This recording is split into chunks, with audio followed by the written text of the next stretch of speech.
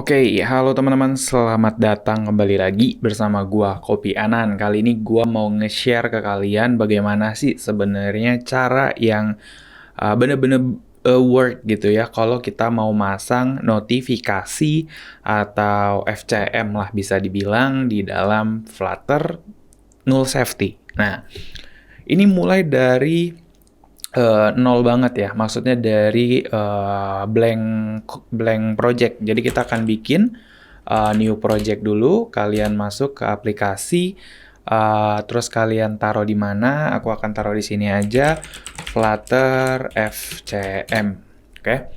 Nah, jadi biarkan dia bekerja, teman-teman. Terus yang kedua adalah kita perlu menyiapkan Firebase-nya. Jadi kalian harus bikin Firebase-nya. Jadi kalian tinggal daftar aja kalau belum punya. Aku akan bikin project baru maksudnya.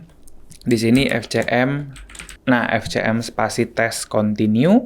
Continue juga. Select account. Aku masukin ke default account aja. Create project dan biarkan dia generate. Oke.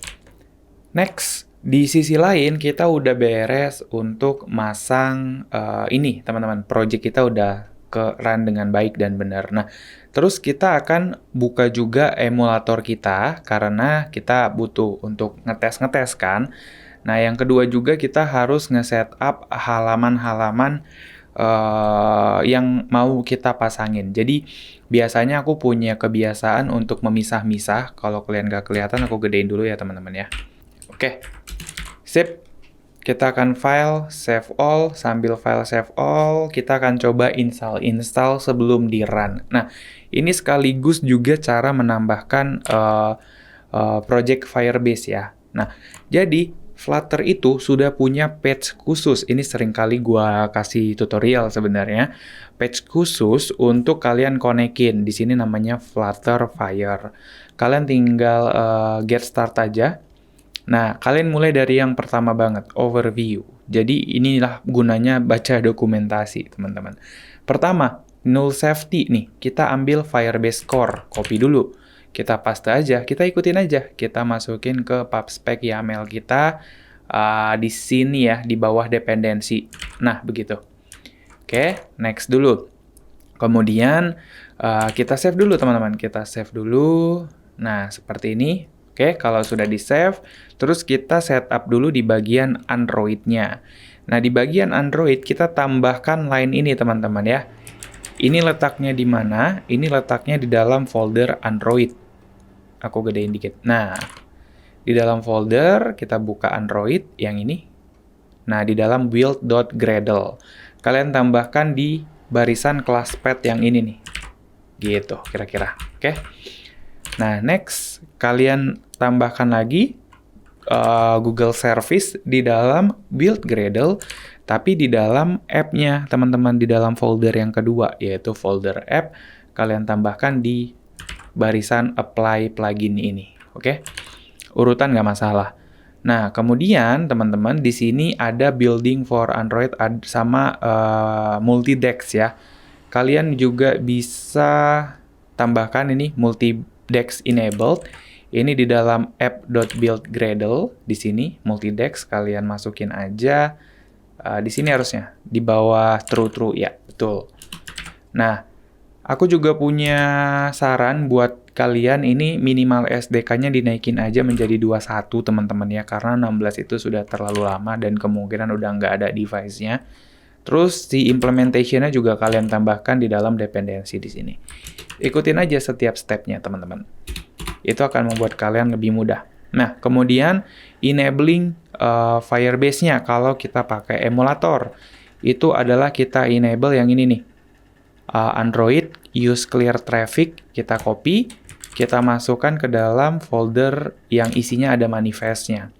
Itu ada di dalam Android, src, main, Android manifest, dan di dalam application ini, teman-teman. Paste aja, kayak gitu. Udah, sesimpel itu doang. Masih ada ya, teman-teman, sebenarnya masih ada. Next, nih, bentar ya. Oke, itu dulu teman-teman ya. Sampai di situ itu dulu, itu untuk overview-nya. Terus kita balik lagi ke overview yang pertama, itu kalau kalian mau nge-setup Android. Kalau mau nge-setup yang lain silahkan, nanti mungkin akan gue bikin videonya terpisah ya. Nah, next. Ini, jangan lupa untuk initialize Firebase-nya. Jadi kita copy line ini ke dalam main kita, teman-teman. Di mana itu adalah pertama kali dia di-run. Yang kedua, kita tambahkan di sini asing. Karena apa? Karena ini wait. Sesimpel itu, dan Firebase jangan lupa diimport. Nah, import library package Firebase Core gitu ya, setelah diimport. Nah, jangan lupa juga menambahkan widget Flutter Binding, karena kita pakai asing di sini, seperti ini. Ya, jadi di sini untuk make sure dia udah ke initialize dulu, gitu. Oke, habis itu udah deh, tinggal di-run. Ya harusnya sudah beres ya. Setelah kita beres, nah di sini kan kita harus bikin project nih. Kalian mau bikin untuk apa? Android, iOS, atau web, atau yang lainnya juga ada. Nah kan kita mau bikin untuk Android, teman-teman. Nah jangan lupa kalian isi datanya.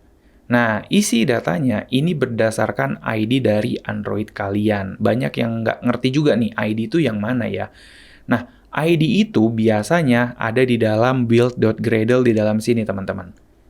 Kalau nggak yang ini, yang satu lagi. Nah, gitu aja gampangnya. Nah, ID itu yang ini nih, application ID. Kalian harus rubah ini. Kalau kalian mau ngerubah ID-nya, ini agak ribet, teman-teman. Nanti gua akan bikinkan video terpisah juga. Tapi, anggap aja ini ID kalian yang sebenarnya. Jadi harus match. Kalau nggak match, error. Kita copy. Paste. Karena ini ada example-nya kan. Nah, sebenarnya kalian bisa ganti, tapi ada caranya. Nah, kalian kasih nickname. Optional. Dan yang ketiga adalah kalian kalau bisa pakai SHA1 optional. Tapi gue nggak usah dulu deh. Register app. Nah, setelah kalian register, kalian akan dihadapkan untuk mendownload sebuah file yang namanya googleservice.json. Kalian masukin. Nah, nanti ke download di sini. Show in folder, dan jangan lupa ini diimportkan ke dalam app kalian. Jadi di dalam folder Android app, nah di dalam sini kalian tarik aja kayak gini, teman-teman. Gitu. Nanti muncul di sini, langsung kalian ganti nama aja karena tadi gue udah ada filenya, jadi dia kayak ngebikin dua gitu. Oke? Make sure ini udah ada. Next.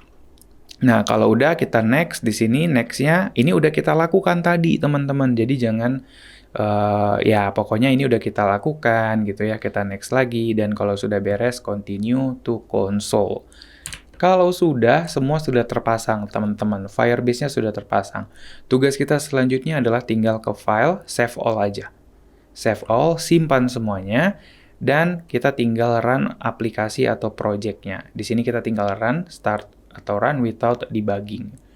Oke, teman-teman, jadi di sini seperti yang kalian lihat harusnya sudah keren ya, dan kayaknya semuanya berjalan dengan lancar, nggak ada error. Kalau ada error biasanya akan muncul di sini, teman-teman. Oke, sekarang kita akan lanjut, kita akan bikin Flutter FCM. Jadi di Flutter Fire ini sebenarnya udah lumayan lengkap ya. Di sini ada Cloud Messaging. Nah, ini dia yang biasanya kita pakai untuk ngedapatkan notifikasi. Jadi pertama, kita ke null safety-nya dulu, dan jangan lupa untuk import Cloud Messaging-nya ya. Di sini kita import. Sekarang di pubspec.yaml kita tambahkan. Di sini berhubung aku pakai Assist, jadi aku bisa tarik langsung Firebase Messaging ya. Oke, Firebase Messaging namanya, teman-teman. Versi yang terbaru yang kita pakai, yang 11 pada saat video ini di record, of course. Nah, kita install. Harusnya nanti dia langsung masuk. Sudah beres nih, ke install. Kita tinggal lanjut lagi aja. Di sini udah beres ke install segala macam, tinggal kita integratekan untuk Android. Nah, ini agak ribet, teman-teman. Di sini ada Flutter Android Embedding 1. Kalau kalian pakai null safety, harusnya kalian tidak perlu lagi pasang yang ini. Gitu ya, sesimpel itu. Ini skip. Nah, kemudian kalau integration Apple ya silakan kalian tambahin, web juga silakan kalian tambahin. Next, kita masuk ke usage-nya. Nah, di sini untuk usage-nya, untuk menerima pesan, itu kalian cukup deklarasi dulu seperti ini, teman-teman ya. Oke, jadi kita deklarasi dulu, kita copy, aku mending deklarasi di sini. Pokoknya setelah Firebase diinisial, jangan lupa diinisial dulu, dan nanti dia harusnya langsung kepanggil. Ini untuk make sure aja kalau Firebase messaging itu udah benar-benar dipanggil gitu ya. Oke. Nice. Jadi, di sini kalian dikasih 3 pilihan, foreground, background, sama terminate, yang akan aku bahas satu persatu. Gimana cara nangkap notifikasi itu menggunakan foreground. Artinya, ketika aplikasi kalian sedang dibuka, itu namanya foreground. Kalau background itu aplikasi kalian nggak di-close dari RAM gitu ya, tidak dihapus dari RAM, tapi tertutup aplikasinya. Jadi lagi buka WA, tapi lagi nge-run gitu ya. Dan terminated itu adalah benar-benar kalian nggak buka aplikasi dan recent app kalian itu hilang semuanya gitu. Nah, itu juga masih bisa nerima notifikasi. Jadi, kita satu dulu. Mungkin di video ini kita akan main-main di foreground dulu. Nice. Di sini requesting permission, dan ini dibutuhkan kalau kalian Apple dan web. Jadi, karena kita Android, kita skip. Kalian harus pasang di mana kalian mau menerima menerima notifikasi kalian. Karena di sini gua rootnya adalah main, habis main buka app, habis app buka homepage, ya. Atau di sini juga bisa teman-teman ya. Jadi stateless widget ini kita akan ganti, aku akan ganti menjadi stateful ya, karena lebih punya fitur yang banyak. Jadi di dalam init state, nah di dalam sini aku akan mendengarkan. Kita akan mendengarkan notifikasi. Jadi ini kayak root project kalian. Jadi walaupun kalian berada di halaman homepage, tapi kan tetap homepage itu anak dari material app kan. Jadi dia tetap ke register. Nah itu nanti balik lagi, tergantung kalian mau nerimanya itu di gimana. Tapi ini biasa yang dilakukan ya. Nah kemudian langkah selanjutnya adalah kalian tinggal panggil aja yang ini teman-teman. Gue akan jelasin. Firebase messaging kalian import dulu. Bam. Nah, di sini .listen. Oke, listen di sini artinya stream, teman-teman. Jadi, ketika function ini dipanggil, dia akan terus mendengarkan apapun perubahan yang dibawa oleh event di sini. Oke, jadi di sini event gitu. Dan hasil eventnya adalah remote message. Nah, jadi event ini itu berisi banyak ya. Ada data, ada from, message ID, dan lain-lain gitu. Nah, biasanya kita akan ambil notifikasi kalau kita misalnya mau ngecek apakah notifikasinya ada. Jadi, kita akan if di sini. Kalau misalnya, jadi kita ambil specific notification. Kalau misalnya notifikasinya itu tidak sama dengan 0, nah, artinya ada notifikasi yang masuk. Ada notifikasi yang masuk. Nah, tinggal di sini kita mau ngapain. Nah, di sini aku akan print dulu ya, teman-teman. Aku akan print event.notification. Nah, kita mau mau ngapain gitu. Kita akan ambil title-nya dulu deh, gitu ya. Kita akan print title-nya apa. Dan di sini biasanya karena null safety, jadi kalian harus tambahkan tanda seru. Oke, sesimpel ini teman-teman. Ini untuk ngecek dulu apakah beneran bisa nggak gitu ya. Nah, sekarang kita tinggal hold reload aja atau restart. Nah, kita buka di bug console karena kita mau ngeprint sesuatu, dan kita akan trigger notifikasinya itu dari konsol si Firebase itu sendiri. Oke, paham ya sampai di sini? Next. Kita akan buka konsolnya, ada di Firebase. Nah, kalian tinggal scroll aja ke bawah dan kalian cari Cloud Messaging. Terus, teman-teman semua, ini gratis ya, by the way, teman-teman ya. Ini gratis, kalian nggak perlu bayar. Kita akan bikin send your first message. Nah, title itu yang dimaksud adalah, ini kan notifikasi, teman-teman ya. Nah, notifikasi itu adalah notifikasi yang ini nih. Nah, jadi kita spesifik notifikasi yang dikirim dari halaman ini. Sedangkan title-nya itu kita ambil dari sini title. Jadi apapun yang kita masukkan di sini akan ke-print di sini nanti. Misalnya, contoh notifikasi. Isinya apa gitu ya. Ini adalah body. Nah, ini kalau kalian mau ngambil image atau nama dan lain-lain gitu. Nah, kemudian kalian next. Targetnya kemana aplikasinya? Nah, kalian tinggal pilih aja karena kita udah bikin kan tadi teman-teman. Jadi kita targetin ke Android-nya dulu aja. Kalau mau nambah, kalian tinggal tambah di sini, tambahin N ya. Next, scheduling. Kapan? Sekarang. Eventnya mau ngapain? Nah, ini nanti optional, ini lebih advance lagi. Tapi ini kita review dulu. Kemudian kita akan publish. Pas kita publish, nanti di sini akan ada notifikasi masuk, teman-teman. Oke, kayaknya di sini ada something teman-teman yang memang harus kita edit dulu, ternyata di bawah sini. Di sini kita akan request permission, jadi kita akan bikinkan sebuah function baru untuk request di main di sini ya. Jadi kita akan bikin sini void request permission, sesimpel itu teman-teman. Nah, ini yang akan kita taruh di atas jadinya. Kita kayak tinggal pindahin aja, jangan lupa kasih await. Sudah gitu doang, teman-teman. Nah, kita harus stop dulu dan kita akan run ulang. Nanti dia akan ngeprint kalau misalnya permission-nya udah dikasih gitu ya. Atau harusnya kalau Android itu dia langsung ngasih permission sih, teman-teman. Tapi yang agak ribet itu nanti di Apple dan teman-temannya gitu. Jadi kita ikutin dulu aja. Oke, teman-teman, jadi di sini seperti yang kalian lihat, pertama kali di run nanti dia ada tulisan user grant permission. Padahal di sini tidak ada request permission apapun. Di sini baru ada keprint contoh notifikasi, teman-teman. Ini yang tadi ya, teman-teman. Jadi yang nyangkut tadi. Jadi karena dia nyangkut, dia bisanya masuk sekarang, dia masuknya sekarang kayak gitu. Nah, biar lebih clear, ini gua hapus dulu. Kemudian kita akan coba pasang lagi. Nah, di sini kita akan duplicate lagi dan kita akan ganti teman-teman untuk title-nya ya, biar enak. Halo, nama saya Anan. Jadi kira-kira nanti dia bisa muncul kayak yang di atas ini loh, teman-teman. Oke. Nah, kita next dulu. Next lagi, schedule-nya hari ini. Terus kita review dan kita publish. Kita cek lagi. Di sini, teman-teman. Oke, dan ini adalah aplikasinya. Sebentar, teman-teman. Kenapa nggak ada di sini? Coba. Kita duplicate lagi ya. Duplicate notifikasi. Kenapa tadi nggak kekirim ya? Aku ganti ya. Gitu ya. Ini adalah body. Kita next. Targetnya next. Schedule-nya now. Next. Ininya next lagi. Ya udah, kita review. Kita publish. Nah, tadi nggak ada, teman-teman. Kita lihat ya. Benar, gue nggak tahu kenapa. Nah, ini baru muncul nih. Halo, nama saya Anan. Jadi memang agak nunggu, teman-teman. Jadi, mohon maaf ya. Beberapa menit yang lalu itu, kalau kalian lihat, ada fail ya dalam penampilan aplikasi notifikasinya. Tapi, tenang aja teman-teman, itu failnya bukan dari kita, itu dari Firebase-nya. Kenapa gue bisa bilang gitu ya? Karena jaringan atau segala macam itu sangat mempengaruhi. Nah, di sini gue mau nunjukin bahwa sebenarnya tray-nya itu muncul nih.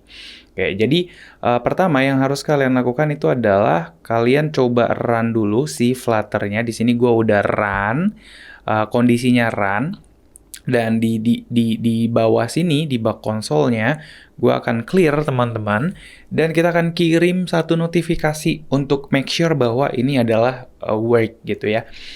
Oke, gue akan duplicate lagi dari sini, dari konsolnya, duplicate, sesimpel duplicate.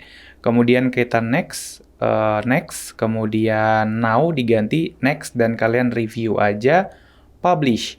Dan kita lihat teman-teman, kita akan bener-bener nunggu sampai sendnya bener-bener kekirim teman-teman. Oke teman-teman, nah ini kalian lihat nih.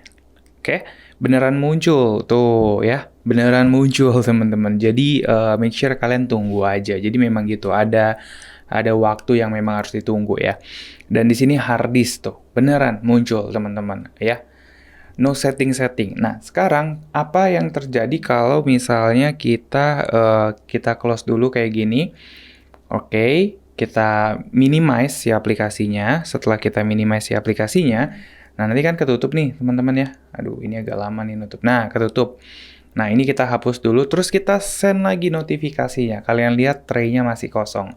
Nah kemudian aku akan duplikat lagi dan aku akan coba send lagi.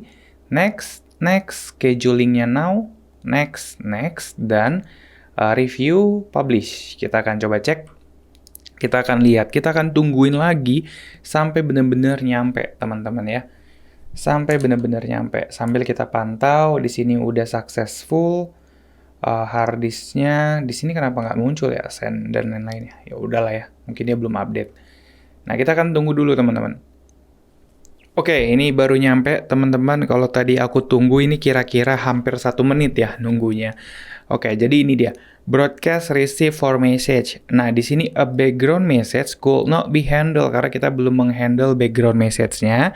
Dan di sini ada missing default notification channel. Jadi ada 2 yang nggak ke-handle teman-teman.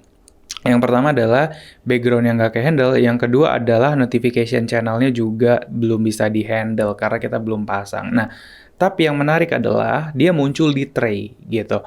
Kenapa muncul di tray? Karena gini, kita cuma nge-handle foreground-nya aja.